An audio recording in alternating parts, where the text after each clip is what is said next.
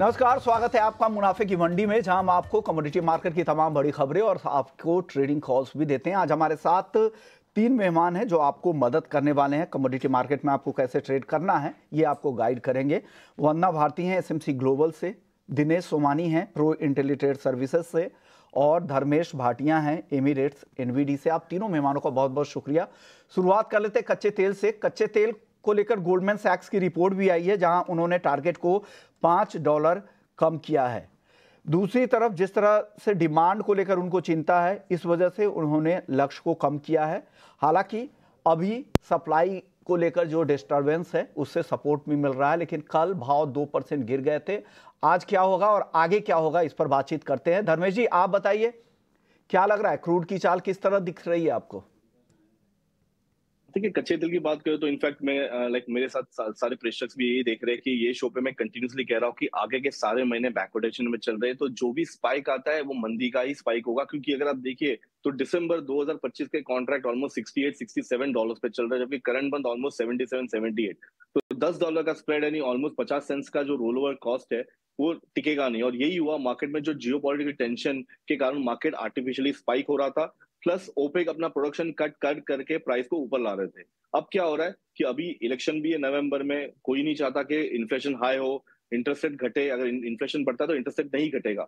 तो ये कहीं ना कहीं जो जुगलबंदी चल रही है वो ऑयल को प्रेशराइज दे रही है। और अगर आप देखिए ऑलमोस्ट $10 की गिरावट आपको कच्चे तेल में देखने मिल रही है, जहां प्राइस 83-84 यानी डोमेस्टिक मार्केट में 7,300 7,400 के लेवल पे थे, आज लुढ़क के ऑलमोस्ट ₹1,000 नीचे चल रहे हैं। यहाँ पे मैं अभी भी मंदी में हूँ। इनफैक्ट मैं रेकमेंड करूंगा कल के सत्र से भी आज के सत्र में अभी भी यहाँ पे प्रेशर हो सकता है और प्राइस 6,250 के स्तर आपको दिखा सकता है। अंतरराष्ट्रीय मार्केट की बात करें तो $72 के लेवल्स आपको शीघ्र ही देखने मिलेंगे। तो मैं सेल ऑन राइस की स्ट्रैटेजी आपको कच्चे तेल में देने की प्रेरणा दूंगा। राइस की स्ट्रेटजी यहां पर जब भी आपको बाउंस बैक दिखे वहां पर बेचे। 6,250 भी एमसीएक्स क्रूड जल्द दिखा सकता है, ऐसा धर्मेश जी को लगता है। वंदना जी, आप बताइए आपकी राय। जी, मुझे भी लग रहा है यहाँ पे कि अभी थोड़ा-सा अब जो डाउन साइड है ये यहाँ पे कंटिन्यू रहना चाहिए। और डब्ल्यूटीआई की बात की जाए तो मुझे लग रहा है यहाँ पे कि डब्ल्यूटीआई में एक बारी $70 से $71 तक का जो एक सपोर्ट है, वहां तक ये कमोडिटी आ सकती है। हालांकि इन्वेंट्रीज में आज फिर से ड्रॉप डाउन देखने को मिल सकता है, तो जो सेलिंग पोजीशंस भी होंगी वहां पे लिमिटेड सेलिंग प्रेशर देखने को मिल सकता है। तो आज के दिन में भी मुझे लग रहा है कि यहाँ पे सेलिंग कंटिन्यू रखना चाहिए। 6340 के करीब यहाँ पे सेलिंग स्ट्रैटेजी रहेगी। जो टारगेट होगा वो 6280 के करीब का होगा। स्टॉप लॉस यहाँ पे लगाना होगा 6365 के करीब का। ओके, तो ये राय आपकी, आपको भी लग रहा है यहाँ पे गिरावट बढ़ेगी, 6,280 तक फिसल सकता है, ये आपकी राय है। आप बताइए दिनेश जी, आप भी सहमत है दोनों एक्सपर्ट से? जी, और बिल्कुल सही है विश्वमोहन जी। मतलब जो फंडामेंटल से कोई ऐसे विशेष तेजी की नहीं है। जो खाड़ी में तनाव होता है या जो अफरा तफरी का माहौल होता है, उसके चक्कर में कुछ स्पाइक आती है जो दोबारा 6500 के ऊपर लेकर जाता है। बट अभी माहौल थोड़ा सा शांति का नजर आता है। मुझे लगता है कि 6380-85 के आसपास सेलिंग की जा सकती है। 6310 के लेवल्स डाउन साइड देखे जा सकते हैं। नेचुरल गैस की बात करते हैं, यहां पर भी दबाव बढ़ा है। 4 हफ्ते के निचले स्तरों पर है, $2 के नीचे नाइमेक्स पर भाव पहुंचा है। और एमसीएक्स की अगर बात करें तो यहां पर आज भले ही 1% की तेजी दिख रही होगी सितंबर वायदा में, लेकिन ट्रेंड यहां पर कमजोरी का ही दिख रहा है। कई सारे फैक्टर्स, एक तो स्टोरेज लेवल्स काफी ज्यादा है और डिमांड में भी कमजोरी है। आपको क्या लग रहा है दिनेश जी, नेचुरल गैस यहां से आगे और गिरावट बढ़ेगी क्या एनजी में? दिनेश जी, आपसे सवाल था। जी बिल्कुल, नेचुरल गैस अगर हम ओवरऑल पिछले 4 या 5 महीने से देखते हैं तो 160 और 195 ये दो लेवल के दायरे में ही ट्रेड कर रहा है। तो मुझे लगता है कि अभी 170-75 के आसपास अगर आता है तो यहाँ पर थोड़ा पोजिशनल बाय किया जा सकता है। दोबारा 188-190 के लेवल देखने मिल सकते हैं। 160 का इसमें पोजिशनल स्टॉप लॉस मेंटेन करना चाहिए। ओके, आपकी खरीदारी की राय है। वंदना जी, आपकी राय एनजी पर? एनजी पे मुझे भी लग रहा है कि एक थोड़ा सा अपसाइड जो है वो देखने को मिलेगा। और एक चीज यहाँ पे विश्व मोहन जी है कि अक्टूबर कॉन्ट्रैक्ट 210 के करीब यहाँ पे ट्रेड हो रहा है, तो काफी ज्यादा स्ट्रॉन्ग कंटांगो में ये कमोडिटी है और ये गैप फुलफिल होना चाहिए। तो यहाँ पे मुझे लग रहा है कि सितंबर कॉन्ट्रैक्ट में बाइंग करना चाहिए 176 के करीब, टारगेट रखना चाहिए 182 का, स्टॉप लॉस लगाना होगा 173 का। और यूरोप में स्टोरेज 90% से ज्यादा यहाँ पे फुल है, तो ये बात ध्यान में रखना होगा कि बड़ी शार्प रैली की यहाँ पे गुंजाइश थोड़ी सी कम लगती है। लेकिन इस बीच इक्विटी मार्केट को देखिए, निफ्टी रिकॉर्ड ऊंचाई पर पहुंच चुका है। 1 अगस्त के बाद निफ्टी नया हाई निफ्टी ने बना दिया है, 100 के बेहद करीब अब निफ्टी पहुंच चुका है। नया हाई आप देख रहे हैं 1 अगस्त के बाद, यानी करीब करीब 27-28 दिन के बाद इस तरह की तेजी, इस तरह का रिकॉर्ड हाई आप देख रहे हैं। जबरदस्त तेजी यहां पर निफ्टी में दिख रही है। कंट्रीब्यूशन कहां से आ रहा है निफ्टी के बढ़ने वाले शेयरों की अगर बात करें तो एलटीआई, माइंडट्री, विप्रो यानी आईटी से काफी सपोर्ट मिला है। एलटीआई, माइंडट्री तो 6% से ज्यादा ऊपर है। विप्रो में भी 3.5% से ज्यादा की तेजी दिख रही है। इन्फोसिस देखिए यहां भी 2.5% तक की तेजी दिख रही है। तो कंट्रीब्यूशन पूरी तरह से आईटी लेड आज की रैली कह सकते हैं। लेकिन दबाव आज बैंकिंग से आ रहा है, जहां पर निफ्टी बैंक देखिए वो अभी भी कमजोर है, लाल निशान में ही है, हल्की नरमी दिख रही है। लेकिन आईटी शेयरों के दम पर आज निफ्टी ने नया रिकॉर्ड बना दिया है। 25,100 के बेहद करीब अब निफ्टी पहुंच चुका है। चलिए अब फिर से कमोडिटी मार्केट का रुख कर लेते हैं और देखते हैं गोल्ड और सिल्वर की चाल। यहां पर देखते हैं गोल्ड आज दबाव में दिख रहा है। हालांकि सुबह के सत्र में कई दिनों से दिख रहा हूं दबाव में रहता है, शाम के सत्र आते आते फिर से तेजी लौटती है। धर्मेश जी बताइए गोल्ड और सिल्वर की चाल किस तरह की दिख रही है? आज कमजोरी सुबह में ज्यादा है, चांदी पे तो दबाव ज्यादा ही दिख रहा है। 500 रुपए से ज्यादा की बिकवाली, अब 1.5% गिरावट बढ़ गई है। 84,300 पे चांदी आ गई है गिरावट। ये तेजी से चांदी नीचे आ रही है, क्या कुछ हो रहा है क्या सर? अचानक से शार्प फॉल ऑफ दिख रहा है यहां पर। देखिए, अगर आप देखें तो कंटिन्यूसली मार्केट ऊंचाई पर ट्रेड हो रहा था। कल के शाम के सत्र में भी गोल्ड ने काफी अच्छी छलांग लगाई थी, बट आज देखिए तो सुबह सुबह आपको डॉलर इंडेक्स में एक पॉजिटिविटी देखने मिल रही है। यूरो और स्टर्लिंग में अच्छी पिटाई आ रही है। उस कारणवश आप कमोडिटी मार्केट में आपको एक प्रॉफिट बुकिंग आ रही है। ये प्रॉफिट बुकिंग थोड़ी जारी रह सकती है कि प्राइस काफी ओवरबॉट में है। स्पेशली चांदी की तरफ मैं बेट करूंगा, क्योंकि चांदी 50% बुलियन, 50% बेस मेटल कैटेगरी में आता है। और अगर चांदी की आप चाल देखें तो कंटिन्यूसली $30 का जो एक मार्क है एक ब्रेक नहीं कर पा रहा, ऊपर आके फिर से नीचे आता है। तो मुझे लगता है कि चांदी में यहाँ से $1 से $1.25 की गिरावट आपको करंट लेवल से देखने मिल सकती है। जो डोमेस्टिक मार्केट की बात करें तो यानी 82,500 से लेके 82,000 के लेवल। और रहे सोने की बात, तो मैं एक्सपेक्ट करता हूँ कि सोना एक बार 2500 का स्तर ब्रेक करके 2480, 2477 के लेवल्स पे आपको एक बार डिप दे सकता है, जो एक हेल्दी करेक्शन भी कह सकते हैं। तो डोमेस्टिक मार्केट की बात करें तो 71,500 के लेवल्स आपको शीघ्र ही देखने मिलेंगे। स्पेकुलेटर्स यहाँ पे बिकवाली करके चल सकते हैं, बट जिन्हें निवेश करना है मैं उन्हें सलाह दूंगा वेट एंड वॉच करने की, मार्केट काफी ओवर हीटेड बॉट जोन पे है। तो ये सलाह आपकी है गोल्ड और सिल्वर को लेकर। लेकिन देखिए करीब 11 बजे के बाद से अचानक से गिरावट आई है, गिरावट बढ़ के 1400-1500 रुपए की हो गई है। वंदना जी आप बताइए चांदी में गिरावट इतनी क्यों बढ़ी है और बढ़ सकती है क्या? विश्वमोहन जी, मुझे लग रहा है कि यहाँ पे थोड़ी सी गिरावट जो है वो डीप हो सकती है। और हालांकि डेटा यहाँ पे आप देखेंगे इस बार यूएस से जितने भी डेटा आए हैं वो बेटर देन एक्सपेक्टेड आए हैं, चाहे वो कंज्यूमर कॉन्फिडेंस हो, ड्यूरेबल गुड्स हो। और कल जीडीपी डेटा है जो कि 2.8% आने की उम्मीद है, जो कि प्रीवियसली 1.4% था। तो मुझे लग रहा है कि इससे मतलब गोल्ड में एक रिएक्शन की तरह आ रहा है और वहां पे एक पॉज देखने के लिए हमें मिल रहा है।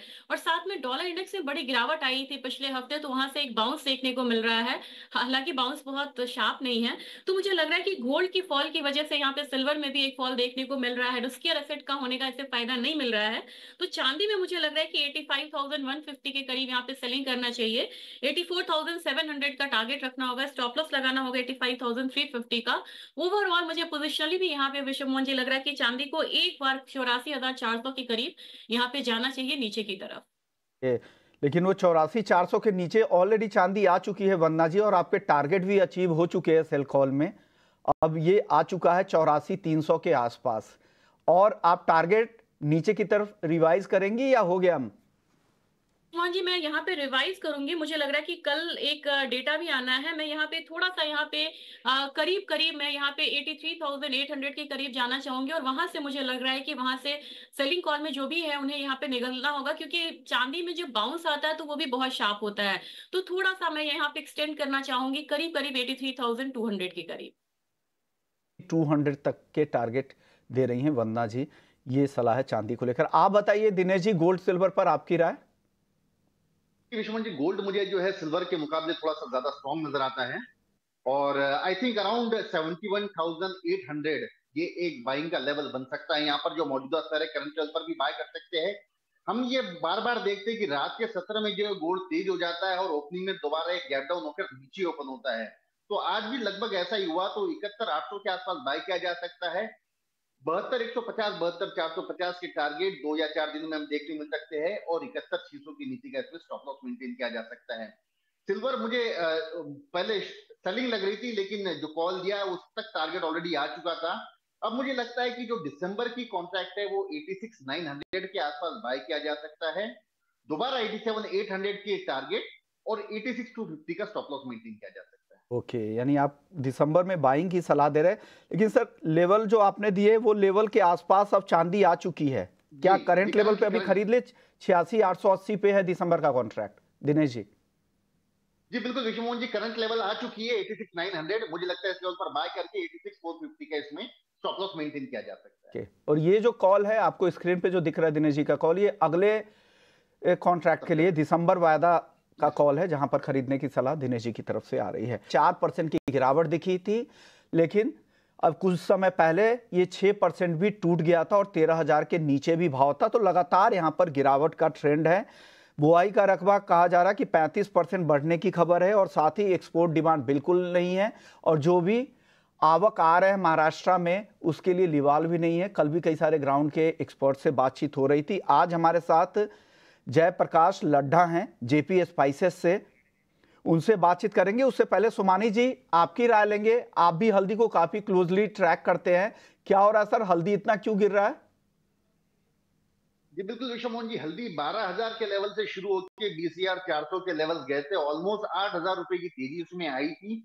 उस समय सोइंग कम थी, स्टॉक कम थे, सब बातें सही थी। लेकिन अब जो है इस लेवल पर आने के बाद जब सोइंग 35% बढ़कर है, तो मुझे लगता है जो भी स्टॉकिस्ट है वो अपना माल बिल्कुल बेचना चाहते हैं, और हाजिर में ग्राहकी बिल्कुल ही कमजोर है। पिछले समय एक्सपोर्ट डिमांड भी काफी अच्छी थी, अब एक्सपोर्ट डिमांड भी सुस्त है। तो बिकवाली का दौर इतना ज्यादा है कि सामने कोई लेवल खड़ा ही नहीं रहना चाह रहा है। टेक्निकली 15,700 का एक महज इंपॉर्टेंट लेवल था, जो ब्रेक करने के बाद 12,000 की अपेक्षा इसमें ऑलरेडी बन चुकी थी। मुझे लगता है दौर ये 12,000 के आसपास ही थोड़ा सा मंदी का रुकेगा, वहां से एक पुलबैक रैलीज आएगी, और जो नेक्स्ट सीजन है वही डिसाइड कर गया कि वजह इसमें तेजी है या मंदी है। तो आपको ये लगा, वरना जी आपकी राय हल्दी पर? मेरी भी यहाँ पे सेम रहेगी विश्व मोहन जी, क्योंकि यहाँ पे जो फंडामेंटल्स इसके फेवर में नहीं है, लेकिन यहाँ पे 20,400 से ये कमोडिटी गिरी है। 15,000 मेजर सपोर्ट था, उसको ब्रीच करने के बाद मुझे भी यहाँ पे लग रहा है कि 12,000 से 12,500 काफी बढ़िया सपोर्ट जोन होगा। वहां से लिवाली भी बनेगी, और वहां से त्योहारी डिमांड जो अभी तक नहीं इतना उभर के आ रहा है, मुझे लग रहा है कि उसका भी एक सपोर्ट मिलता हुआ दिखेगा। तो अभी करेक्शन में ही रहना चाहिए, सेलिंग साइड रहना चाहिए 12,000 से 12,500 के लिए। और किसी को पोजिशनल बाय करनी है तो उस लेवल का वेट करना चाहिए, और फिर जो बाउंस आएगा वो करीब करीब 13,500 से 13,600 तक का आना चाहिए। ओके, यानी आपको लग रहा है कि 12,500 के आसपास का जो लेवल होगा बढ़िया लेवल होगा पोजिशनली यहाँ पर ऐड करने के लिए, नई पोजीशन बनाने के लिए। धनिया और जीरा, इन दोनों पर बताइए दिनेश जी, क्या हो रहा है यहाँ पर? जीरे में मुझे लगता है कि थोड़ा सा एक डेड काउ थोड़ा सा एक बाउंस आ सकता है यहाँ से जरूर, कि 25,200 के आसपास का एक सपोर्ट जोन है। 25,200 के आसपास इसमें खरीदारी की जा सकती है। 26,000 के लेवल मुझे लगता है कि इस वीक हमें देखने मिल सकते हैं, और 24,800 का एक बड़ा सपोर्ट जोन है, ये स्टॉप लॉस मेंटेन किया जा सकता है। धनिया में एक dead cat bounce sort of ही है, मुझे लगता है जो 6700 के लेवल्स बने थे वहां से एक बार 7,000 के लेवल्स ऊपर आए। मुझे लगता है अगर 7100 रुपए आता है तो यहाँ पर दोबारा एक बार बिकवाली बन सकती है, और डाउनसाइड अगर 6850 आता है तो यहाँ पर बाइंग बन सकती है। अनलेस एंड अनटिल 7100 के ऊपर ये क्लोज करता है, इसमें दोबारा यही एक्टिविटीज मेंटेन रहने की पूरी संभावना है। ग्वार सीड और ग्वार गम, इन दोनों में वंदना जी क्या लग रहा है? काफी समय से दायरे में फंसा हुआ है, हालांकि 2-3 दिनों से थोड़ी खरीदारी दिख रही है हल्की फुल्की, क्या तेजी और आगे एक्सटेंड होगी क्या ग्वार की? जी मुझे क्लैरिटी ज्यादा यहाँ पे गम में लग रही है, और इतनी गिरावट के बाद 2-3 दिनों से ये बेस बनाने की कोशिश कर रहा है यहाँ पे। तो मुझे लग रहा है कि गम में बाइंग करके चलनी चाहिए। 10,300 के करीब 10,450 का टारगेट रखना होगा, स्टॉप लॉस लगाना होगा करीब करीब 10,225 का। और मुझे लग रहा है कि इस हफ्ते में 2-3 ट्रेडिंग सेशन है अभी, तो ऊपर की तरफ प्राइसेस एक बार हो सकता है 10,600 650 तक का जो भाव है वो भी आता हुआ देखेगा। चलिए हल्दी की तरफ वापस चलते हैं। हमारे साथ जेपी लड्ढा जुड़ गए हैं जेपी स्पाइसेस से। शुक्रिया जयप्रकाश जी, आपने वक्त निकाला। सर, हल्दी में गिरावट की वजह आप क्या मानते हैं? हल्दी के सबसे बड़े मार्केट में आप बैठते हैं, बसमत में क्या हो रहा है? ग्राउंड की रिपोर्ट क्या है आपके पास? अभी पानी वगैरह काफी अच्छा है, ग्रोथ अच्छी है, लेकिन फंडामेंटल इतने चेंजेस नहीं कि इतनी गिरावट आनी चाहिए। ये गिरावट बहुत ज्यादा आ गई है इसमें अभी। ओके, सर हाँ अराइवल्स की स्थिति क्या है, किस तरह के अराइवल्स आ रहे हैं उन मंडियों में, नांदेड़ में और अरावल आपके अभी बहुत बसमत कमजोर में? है। अरावल तो डेली 1.5-2 हजार बोरी की आ रही है हम्म। और करीब करीब 90% किसान लोगों ने अपना माल बेच भी दिया है। ओके, तो क्या लिवाल नहीं है सर, खरीदार वहां पर है क्या लेवाल बिल्कुल नहीं है, ये साल डोमेस्टिक डिमांड बिल्कुल ही नहीं चल रही है। ओके, आपको क्या लगता है क्यों भाव गिरे हैं? क्या इंडस्ट्रियल कुछ एक्टिविटीज वगैरह नहीं हो रही है, वो लोग इंतजार कर रहे थे कि बड़ी गिरावट आए उसके बाद एंट्री करें? आप क्या नहीं मानते हैं इस गिरावट के पीछे? नहीं, डोमेस्टिक डिमांड बहुत कमजोर है और बांग्लादेश के वजह से भी अभी मार्केट काफी हद तक टूट गया है, लेकिन ये जल्दी रिकवर होने के पूरे चांस लग रहे हैं क्योंकि इसके फंडामेंटल बहुत स्ट्रांग है। आपको भी लग रहा है कि यहाँ से रिकवरी के चांसेस ज्यादा है, फंडामेंटल yes. स्ट्रांग है। शुक्रिया लड्डा सर, आपने वक्त निकाला हमारे लिए। चलिए अब फिर से नॉन एग्री मार्केट की ओर चलते हैं जहां पर मेटल्स की चर्चा नहीं हो पाई थी। धर्मेश जी आपके पास आते हैं। आज सभी मेटल्स में गिरावट दिख रही है और ये गिरावट बढ़ी भी है। शुरुआती गिरावट को देखें तो वहां से गिरावट और बढ़ी है। 812 तक अब कॉपर आ चुका है, एल्युमिनियम 232 के नीचे और जिंक 270 के नीचे। बताइए क्या करना चाहिए मेटल्स में, धर्मेश जी? मेरी टॉपिक रहेगी कॉपर में। मुझे लगता है कि कॉपर में काफी अच्छी तेजी रैली आ चुकी है। प्राइस अगर आप देखें तो ऑलमोस्ट 750 से 800 के ऊपर चलेगा। ऑलमोस्ट 20-40 रुपए की रैली आपको छोटी अवधि में देखने मिल रही है। कहीं ना कहीं यहाँ पे प्रॉफिट बुकिंग आना था और ये हेल्थी करेक्शन है। मैं रेकमेंड करूंगा कि आप करंट लेवल पे भी अराउंड 804-805 पे बिकवाई करिए। 795 तक के टारगेट के लिए आप कॉपर में शॉर्ट पोजीशन बिल्डअप कर सकते हैं। पोजिशनली 780 के टारगेट के लिए आप कॉपर होल्ड कर सकते हैं। मैं कॉपर में ज्यादा बेरिश हूँ। ओके, वन्ना जी फटाफट से कोई एक टॉप ट्रेड बता दीजिए मेटल्स में।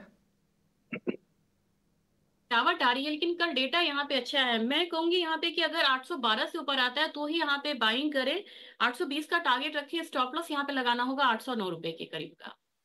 चलिए एक और खबर की बातचीत कर लेते हैं। वो है खरीफ बुआई को लेकर रिपोर्ट आ रही है कि अब तक 1065 लाख हेक्टेयर में खरीफ फसलों की बुआई हुई है, जो पिछले सीजन से करीब 2% ज्यादा है। हमारे साथ विनोद आनंद जी है, उनसे समझते हैं। सर क्या लग रहा है इस साल जिस तरह की सोइंग के नंबर आ रहे हैं, क्या बम्पर क्रॉप की उम्मीद करें अक्रॉस द बोर्ड, चाहे वो धान को लेकर हो, दलहन को लेकर हो या तिलहन को लेकर हो? बिल्कुल, खास करके जो अभी एग्रोनॉमिक सपोर्ट जो पोर्टल बना था नाफेड का, उसके माध्यम से जो किसानों को दिया जा रहा है, जो रजिस्ट्रेशन करके और फिर दाल की खरीदारी एश्योर की गई है, इस वजह से जो समस्याएं थी जिसके वजह से क्रॉप का प्रोडक्शन, जो पल्सेस या खास करके प्रोडक्शन कंसिस्टेंट नहीं होता था, वो अब अच्छा होगा।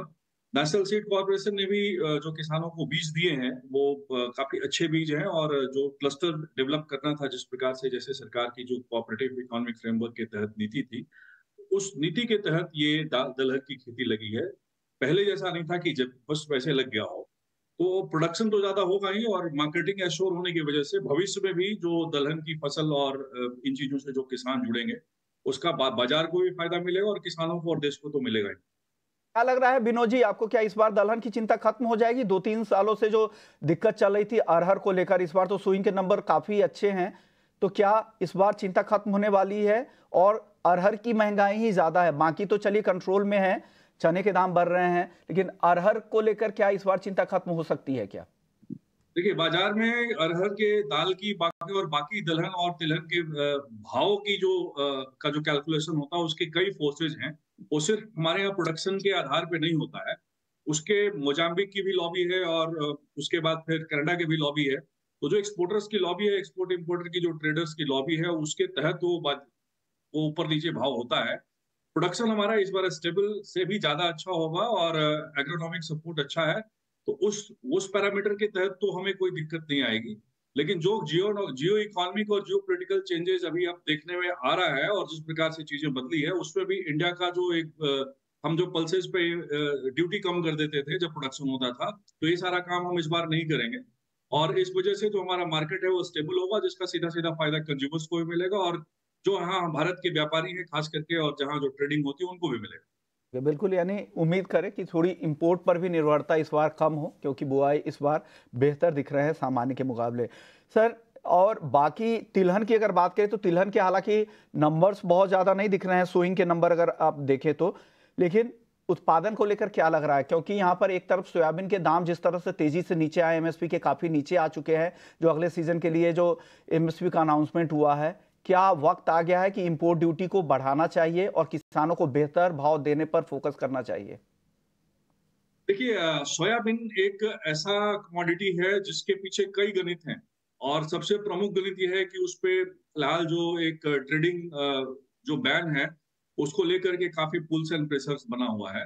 तो चूंकि किसान सेंट्रिक जो पहले ट्रेडिंग होती थी वो नहीं थी, और उसको बनाने की कवायद जारी है, हम सब लोग उसके लिए नीति बनाने में लगे हुए हैं।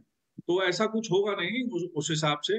और रही बात, ये कोई 10 दिनों का काम नहीं है, इसके पीछे पूरी एक पॉलिसी होती है, इसके पीछे मीटिंग्स होती है, इसके पीछे स्टेक होल्डर्स के साथ डिस्कशंस होते हैं, तब एमएसपी और तमाम चीजें इस पे अनाउंस करना और फिर इम्पोर्ट ड्यूटी को रेगुलेट करना वो होगा। मैं आपको यह आश्वस्त करता हूँ कि जो फ्रेटॉन बोर्ड होगा कम से कम वो हमारे यहाँ के एमएसपी से नीचे नहीं जाएगा।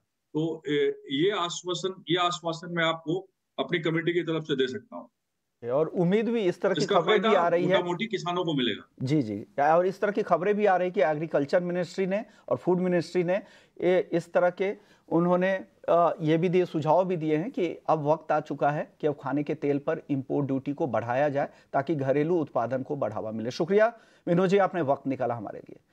चलिए दिनेश जी, धर्मेश जी और वंदना जी, आप लोगों का भी बहुत बहुत शुक्रिया। तो मुनाफे की मंडी में फिलहाल इतना ही।